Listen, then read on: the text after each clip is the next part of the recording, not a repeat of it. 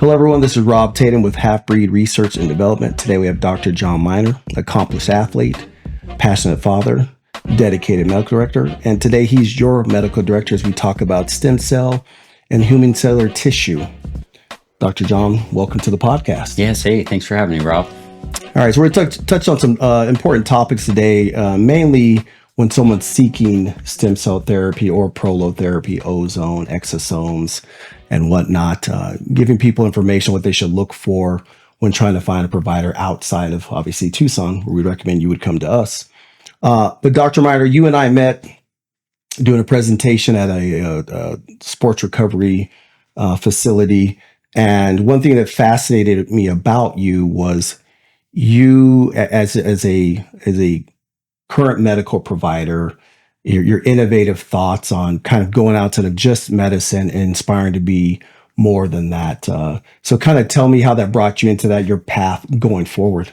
Yeah, certainly. So I'm even stepping all the way back to childhood and wanting to follow my dad's footsteps into orthopedics, and realizing that the lifestyle wasn't necessarily for me, but knowing that myself, I'm more of a doer as opposed to always being a thinker. And so, I mean, most surgeons and procedural physicians tend to be more doers. They want to get out, make an immediate impact on people, and move on to the next case. So, and then there are the thinkers in medicine who like to actually look at all the different puzzle pieces and try to put the puzzle together to figure out what's going on and how to forge forward with the path of management, both diagnosis and management. Right. And so really, my evolution professionally has gone from being a doer to incorporating a whole lot more thinking into what's going on, and particularly in sports medicine, to look at all the different facets and options when it comes to doing, where you can both help make a diagnosis and then offer different levels of treatment. Sometimes one form of treatment is much more optimal for certain conditions or certain people as well. And so trying to put it all together from a both diagnostic perspective, but then also ultimately being able to offer one final treatment path as well. Yeah, and I think what separates you, what I've noticed over working with you, is you have an open mind to innovative ideas. You know, we work closely with an Eastern medicine doctor, with Dr. Dan, and you have a medical nutritionist, biokinetics coach, and of course a scientist. Though all the physicians I talk to, they usually kind of, I don't want to say tunnel vision, but they narrow their focus onto that. Whereas you have a very open mind to what's innovative, what's new. Tell us your thoughts on, I don't want to say it strays from modern medicine or Western medicine, but it definitely doesn't follow the path. Like, what are your thoughts on that? Yeah, certainly. So I think, many physicians, surgeons or non-surgeons, are trained and they feel very comfortable writing in their lane. And so even when I have somebody with a musculoskeletal problem, if I get a surgical consult, typically the question that the surgeon is going to try to answer is there something to operate on? And right. So there's one, and they typically have one or maybe two options for operating. And they don't necessarily think outside of the box, and not everybody wants surgery. So in medicine, there are 10 different ways of, cleaning the cat, skinning the animal. And so there are so many different ways of approaching the problem that what we are doing at Tucson Wellness gives us the opportunity to find patterns that work for people in the moment and thinking long-term as well. Exactly. So for those of you not familiar, we kind of combine science and medicine. Half Breed Research and Development does science, and Dr. Meyer runs our medical team at Tucson Wellness MD, and then merging the ideas to be more innovative, but also accepting there are more than one way to try to treat someone. So in our case, we have aesthetics, we've got biokinetics, we have nutrition, we have Eastern, Western medicine, science, evolution, of course, nutrition as a foundational piece. But merging those things is how we come up with solutions that you're talking about, seeing down the road. So when you treat someone now, you have an opportunity to prevent them from coming back. And one of the things I hear most about when we're talking about stem cell therapy, exosomes, prolotherapy, ozone therapy, prozone. What else? We got cord blood. We've got Yep. PRP, PRF. So all these levels of care. But one obstacle that comes up, or one of the biggest questions I get, is cost of stem cell.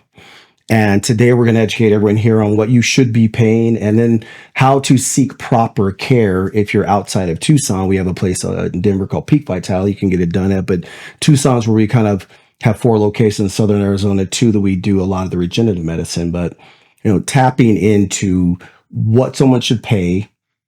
That's what this podcast is for. What you should look for in a physician when you're trying to get proper care, because you're making that massive investment there.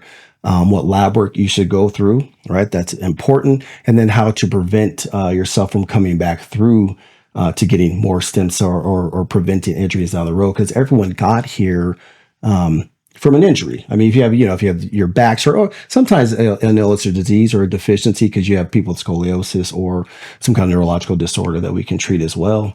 But so many times there is compensation either from an injury or the injury that they have. The knee problem is related to the hip on the other side. Right, yeah. And so it's really looking to make sure that we've got, as we talk about, bringing the body into harmony, so that the treatment actually works and gives them long-term benefits as well.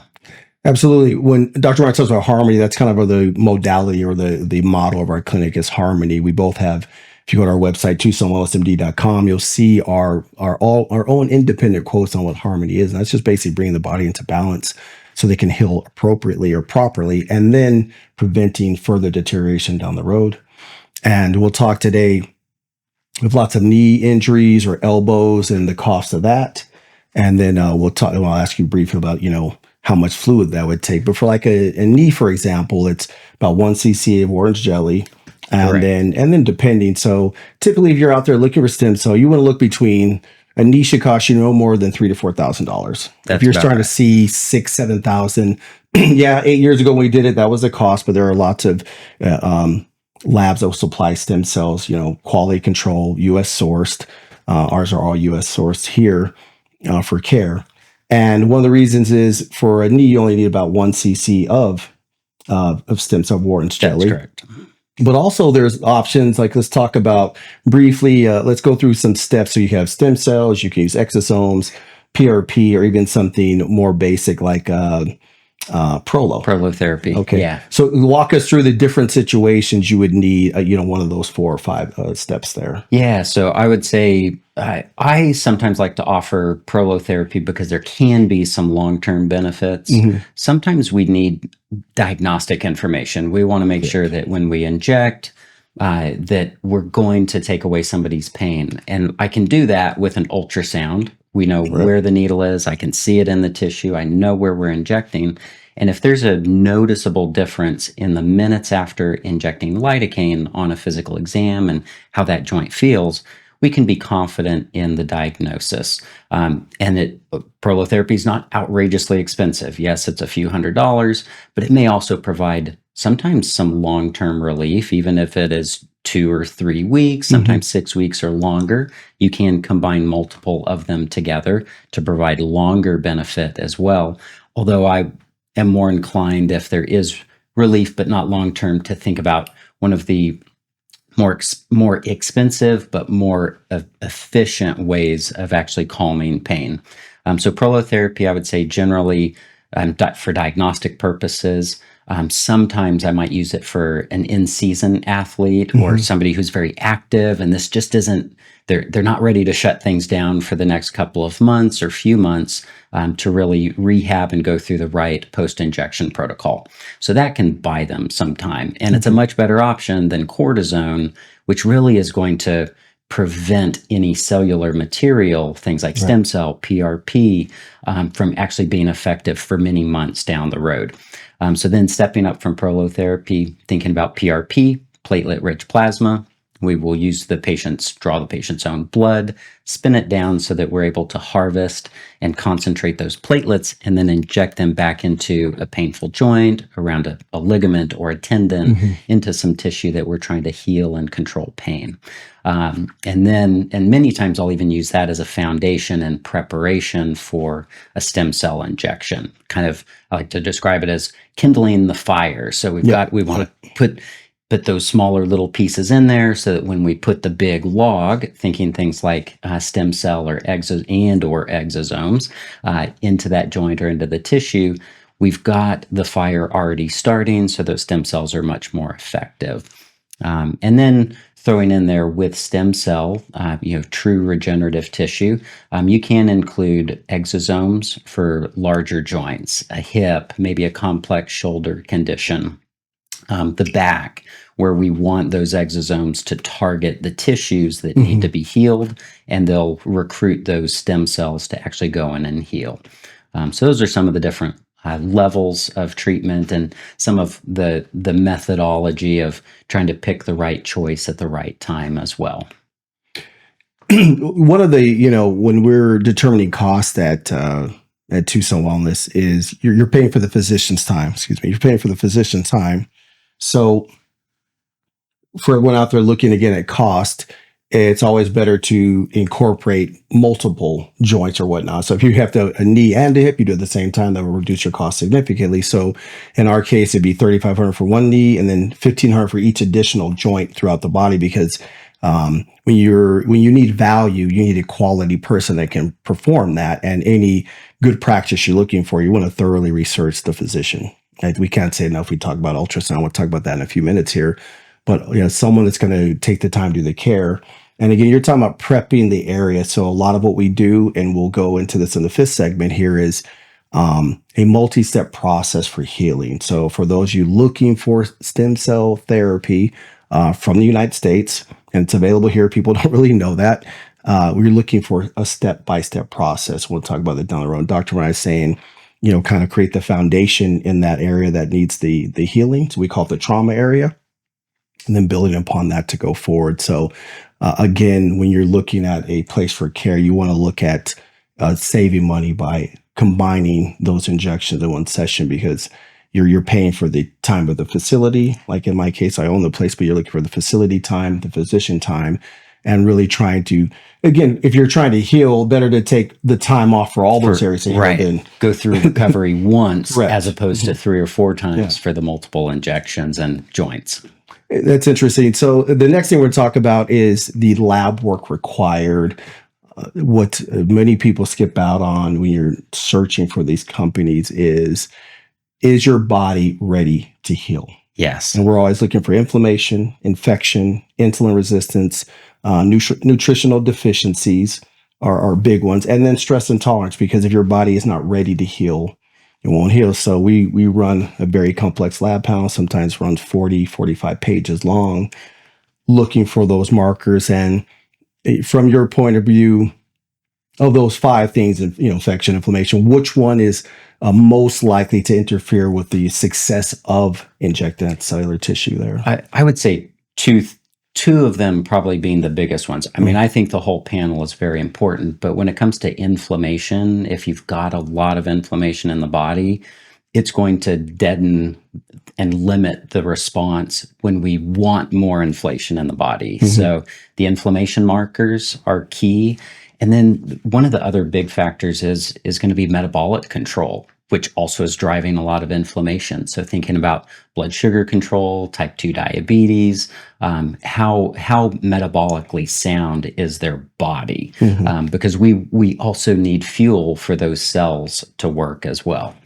So I think those are the two, but nutritional status, micronutrients, platelet counts, those things are also going to be very important as well. Cholesterol levels can be restricting. Well, especially in the PRP, if, again, cholesterol is a big factor when you're trying to get PRP done. If you're looking into that, make sure that the lab work suggests that you can have that therapy, or the likelihood for success. I mean, people are making an investment here into long-term health. Some people do it just for long-term health anyways. They don't even have a ton of injuries. They're just little aches and pains. But but we use it for various things like stroke and just preventative care as well.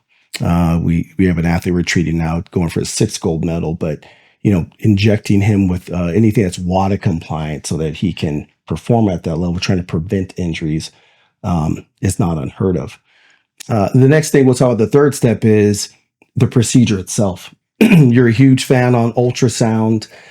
We highly recommend, when you're looking for a facility, that the physician is using some kind of ultrasound to really get to the area that needs to be treated, and then look for other areas that might be damaged around there, because you're going to see those as you kind of scan the body. And I can't say this enough: when you are making an investment like this kind of treatment, you need to seek a medical doctor. You really have to.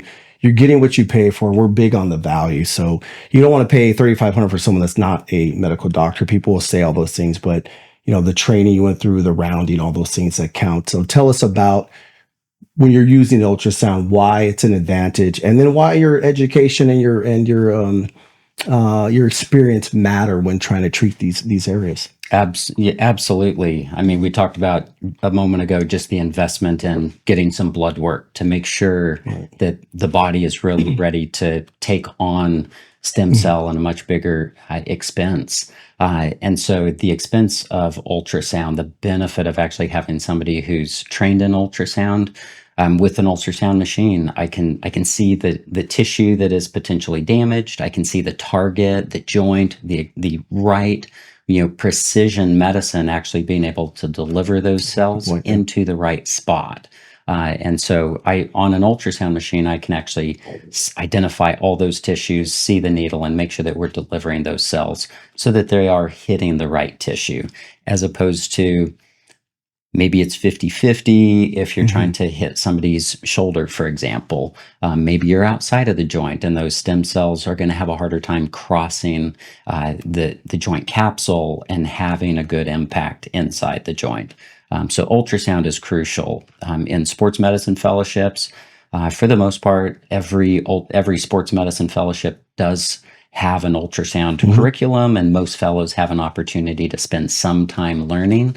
I was very fortunate to be the first fellow at Boston Children's to get to spend a second year doing a dedicated year where I spent 2 days a week for an entire year with the ultrasound doctors, doing PRP, doing lots of different ultrasound guided injections as well. So experience is also one other level. You want to make sure that the clinician who is performing these has been in practice for several years, has did a full fellowship, really had an opportunity to get really good training. You don't want to be the 10th person or maybe the 100th person even, who they're doing this procedure on or an injection on. And so the skill, I mean, I've taken courses where people show up and they're so excited to announce it. This is the 3rd time they're taking this course. It's the best they've ever taken. Yeah. And I was, why do you keep coming back? Oh, well, because I don't have an ultrasound machine. So I just keep learning this stuff, but I never put it to practice. And so you've got to be able to use those skills and have somebody who is actually performing them pretty regularly as well. Again, it's just back to value. I think if you're, stem cell therapy is, although the price has come down quite a bit, it's still quite an investment. And another thing we look for is basically your body alignment. So we're talking about the physical body, and make sure it's aligned. You don't have you're not crooked in a sense. So we use Biomechanics heavily in that. So part of the process is, when you're looking for a facility to do these things, that you want to have someone who can analyze basically how you're walking, how your body moves. Is it fully functional? Are you limber enough? A lot of injuries just come from day to day moving around, carrying groceries, sitting in your chair. So if your body's not properly aligned, back into the harmony part of that, you'll be back, especially we see all the time with lower backs or neck or whatnot. Those just come over time. You don't even have to be an athlete. Some people just have aches and pains. But if you're not mechanically sound, we're talking about just pure physical form here. We use a biokinetics coach to kind of align that so that the person actually heals. So when you go get your stem cell therapy, that you're actually not coming back through and getting it the next year, because eventually you will go back to exactly the same aches and pains. The process we use is they see the biokinetics coach, well, they see Dr. Miner for the evaluation consult. They do the lab work, then they see biokinetics coach. Then sometimes you do PRP first, then stem cell, then PRP again, and then back to biokinetics to make sure it's all worked and the person is moving freely.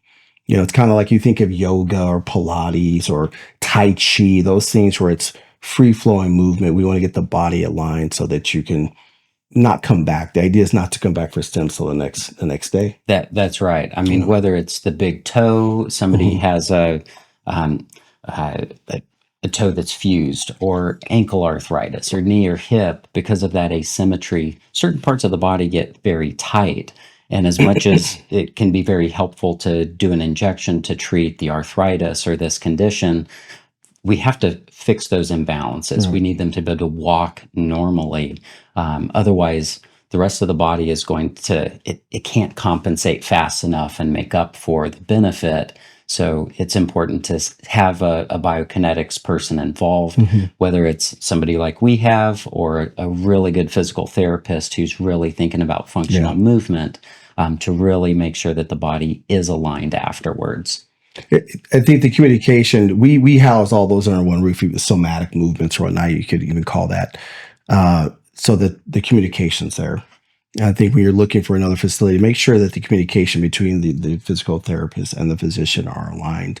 You don't want competing entities here, because you're trying to heal. Like you said, we do arthritis as well. We have people with scoliosis. Not always things that you can control. That's right. And so you want to make sure that your physician's in good communication with whomever else they're working with, because a nutritionist, we have that too. So you definitely want nutrition involved. That helps with recovery. You definitely want the PT or biokinetics or a somatic person, whoever's going to help with the body alignment. You want a physician navigating that whole care. And you want someone that can analyze the labs too, whether it's a physician or you have a person that does that as well, so that your investment goes further. We get so many people messaging us about stem cell where they can find it. We can't point you the right direction, but this whole podcast, the purpose of it was to help people find a place and know what they're looking for. I think that's a critical component of this podcast, is just trying to help people out there. Of course, you can always email us, info@tucsonlsmd.com. We'll be happy to answer your questions as well. And oddly enough, we have people that come from outside of, even the country to come see us, but outside of Arizona too. So we're open to that.